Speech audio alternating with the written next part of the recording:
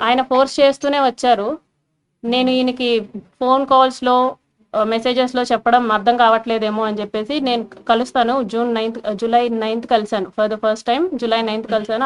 ఆయన షెడ్యూల్ అంతా అయిపోయిన తర్వాత నైట్ 8:00 అలాగా వచ్చి నన్ను పిక్ చేసుకున్నారు. మా ఇంటి దగ్గర పిక్ చేసుకొని తీసుకెళ్లారు. రైల్వే కోడూరు నుంచి కడప రూట్ వెళ్దాం అనేసి అన్నారనమాట. Railway Koduru to Kadapa route 90 kilometres వస్తుంది. కడప వరకు 90 కిలోమీటర్స్ వస్తుంది. సో స్టార్ట్ అయ్యాము. మా బాబుతో మా కేర్ టేకర్ ఉంది. ఇన్ ద మీన్ వైల్లో ఆయన మళ్ళీ ఎందుకు కలవని అంటున్నావు, ఎందుకు మెసేజెస్కి అలా రెస్పాండ్ అవుతున్నావు, ఎందుకు అంత పొగరు చూపిస్తున్నావు అని చెప్పేసి ఈ మాటలు మాట్లాడారు. రాజంపేటకు వచ్చేసరికి రాజంపేట టు బాక్రాపేట మధ్యలో ఒక డార్క్ విలేజో మరి ప్లేసో నాకు ఐడియా లేదు, అక్కడ ఆపారనమాట. ఆపిన తర్వాత నేను ఎందుకు ఆపారండి అంటే, ఎందుకు నువ్వు నాతో సరిగా ఉండట్లేదు, ఎందుకు నేను అడిగినవన్నీ చేయట్లేదు అని చెప్పేసి కాన్వర్జేషన్ స్టార్ట్ చేశారు. లేదండి, నేనైతే ఆ టైప్ కాదు, నేను ఇక్కడ 5 years నుంచి ఉంటున్నాను, నేనైతే ఆ టైప్ కాదు, నేనేంటో నా జాబ్ ఏంటో అన్నట్టు ఉండేదాన్ని అనేసి నేను చెప్పాను. నువ్వు నాకు సెక్షువల్లీ కావాలి అనేసి ఆయన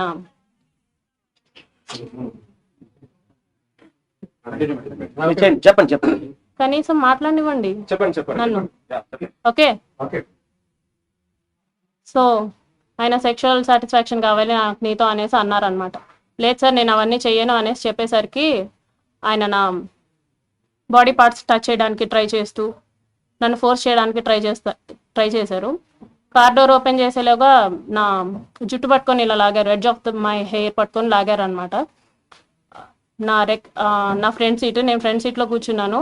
రెక్లైనర్గా బెండ్ చేసేసి నా మీదకి వచ్చేసి నేను అరవబోయాను, ప్లస్ చేతులు ఎలా పట్టేసుకున్నారు, 2 చేతులు ఆయన ఒక చేతితో ఇలా పట్టుకున్నారు, కొట్టారు.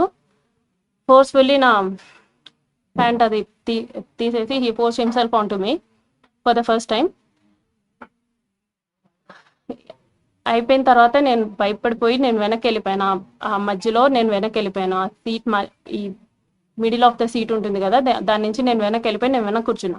ఆయన డ్రైవ్ చేశారు, మా హోమ్కి డ్రైవ్ చేశారు. నేను దిగిపోతున్నప్పుడు చెప్పారనమాట, చాలా చాలా చేస్తున్నావు, ఇక నుంచి అట్లా చేయొద్దు, నువ్వు నా మాటే వినాలి, నేను చెప్పినట్టే చేయాలి, మీ హస్బెండ్ నిన్ను పట్టించుకోడేమో, నేను 1000 times ఎక్కువ పట్టించుకుంటాను నేను నిన్ను, సో నేను చెప్పినట్టే చెయ్యి, ఇది ఎవరికి లీక్ చేయొద్దు అని చెప్పేసి ఆ టోన్లో నాతో మాట్లాడారు.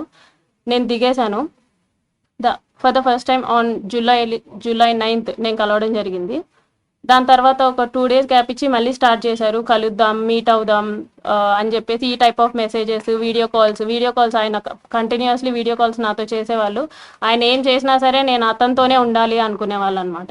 ఈవెన్ తింటున్నా, వాళ్ళ పీపుల్స్తో మాట్లాడినా, స్నానం చేసినా, రెడీ అవుతున్నా నేను అతనితోనే ఉండాలి అని ఒక మరి శాడిజమో ఏమంటారో నాకు తెలీదు, తను అలా కోరుకునేవాడు అనమాట.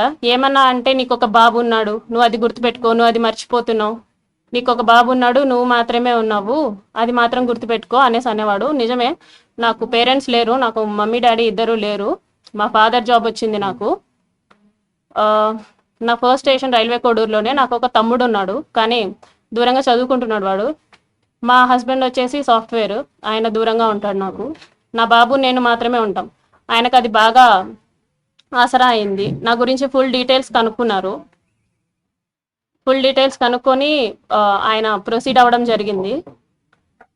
చాలా డామినేషన్ చేసేవాళ్ళు, చాలా డామినేటెడ్గా ఉండేవాళ్ళు అనమాట. ప్రతి విషయంలోనూ చిరాకు పడ్డం, ఇలా ఎందుకండి ఈ టైప్ ఆఫ్ రిలేషన్షిప్, ఈ టైప్ ఆఫ్ ఫోర్స్డ్ రిలేషన్షిప్లో నేను ఎందుకు ఉండాలి అని చెప్పేసి నేను అడిగినప్పుడు, నాకు నువ్వు ఇలాగే కావాలి, నాకు నువ్వు ఇలాగే ఉండాలి అని చెప్పేసి బెదిరింపులు, గట్టిగా మాట్లాడాలు, పొగరు చూపించడాలు, ఏమన్నా అంటే ఆఫీస్లో ఒక ఎంక్వైరీ వేస్తాను అనేసి అంటారనమాట. నువ్వేదో తీసుకున్నావు, నువ్వేదో బ్రైబ్ చేసావు అని చెప్పేసి వేస్తాను ఎంక్వైరీస్ అనేసి, నాకు ఆ రకంగాను, ప్లస్ నాకు ఫ్యామిలీ లేదు కాబట్టి ఈ రకంగానూ నన్ను భయపెట్టడం జరిగింది.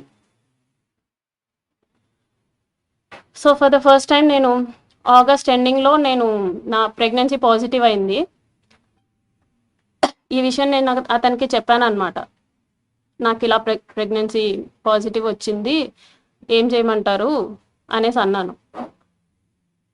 నువ్వు తీయించేసుకో, ఇమీడియట్గా తీయించేసుకో, నేను మాట్లాడతాను, నాకు తెలిసిన డాక్టర్ ఉన్నారు తిరుపతి కాలేజ్లో, నాకు తెలిసిన గైనిక్ ఉంది, ఆమెను అడుగుతాను, ఆమె నాకు టాబ్లెట్స్ పంపిస్తుంది, నేను నీకు ఇస్తాను, సో దట్ నువ్వు తీయించేసుకో అనేసి అన్నారనమాట.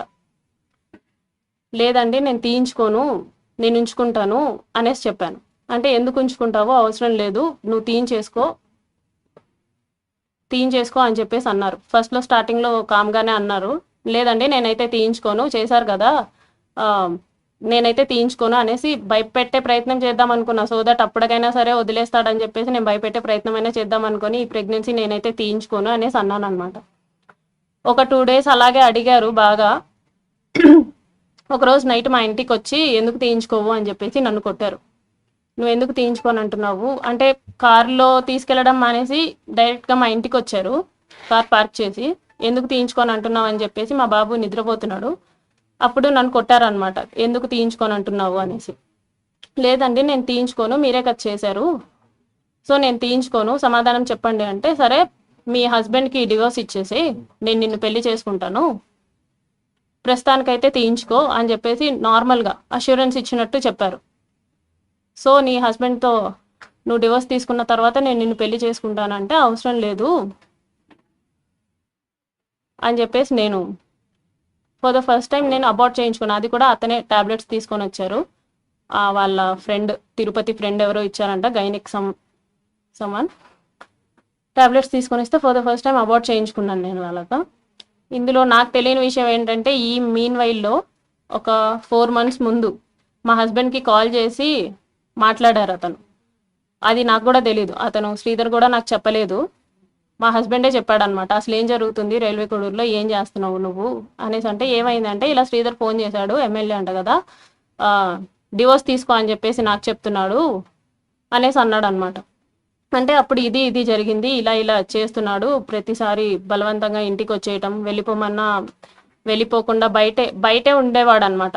నేను డోర్ లాక్ వేసేసి నేను ఇంట్లోకి వెళ్ళిపోయి పడుకున్నా సరే 4-5 hours అయినా సరే నేను డోర్ ఓపెన్ చేసేసరికి ఆయన అలాగే ఉండేవాడు ఇంటి బయట. ఒక ఎమ్మెల్యే అయ్యండి, కార్ పార్కింగ్లోనే ఉండేది నైట్ టైం. సో ఇలా చాలాసార్లు జరిగింది. ఒక్కొక్కసారి బాగా కొట్టేదాన్ని, ఎందుకండి ఇలా చేస్తున్నారు అనేసి. అతను నన్ను చాలాసార్లు కొట్టాడు, నువ్వు నా మాటే వినాలి, నువ్వు నాకే ఉండాలి, నేనైతే పక్కకు పోను, నేను పక్కకు పోనివ్వను, ఏదైనా ఉంటే నీకు ఆఫీస్ పరంగాను ఇంటి పరంగాను ప్రాబ్లం అవుతుంది అని చెప్పేసి ఈ టైప్ ఆఫ్ బెదిరింపులు నాకు ఇచ్చేవాడు అనమాట. ఏమన్నా అంటే, నీకు 3 years బాబు ఉన్నాడు కదా, నీకు 3 years బాబు ఉన్నాడు కదా, చూసుకో అనేసి ఈ టైప్ ఆఫ్ మాటలు మాట్లాడేవాడు అనమాట. మా హస్బెండ్కి ఆ విషయం తెలిసి మా హస్బెండ్ వాళ్ళ ఇంట్లో అంతా చెప్పారు, మా తమ్ముడికి కూడా తెలిసింది, అందరూ ఏంటి అని చెప్పేసి నన్ను అడిగారు, ఇది జరిగింది అని చెప్పాను అనమాట. చెప్పేసరికి ఇదంతా మాకెందుకు